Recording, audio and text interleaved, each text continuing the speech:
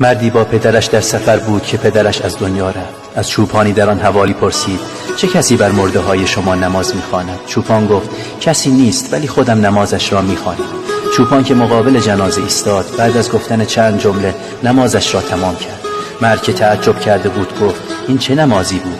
چوپان گفت: بهتر از این بلد نبودم. مرد از روی ناچاری پدر را دفن کرد و رفت.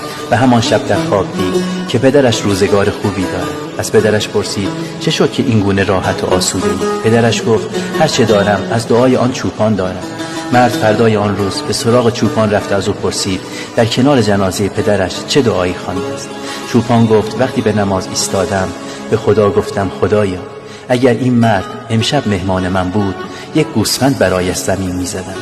حالا این مرد امشب مهمان توست، ببینم تو با او چگونه رفتار می‌کنی.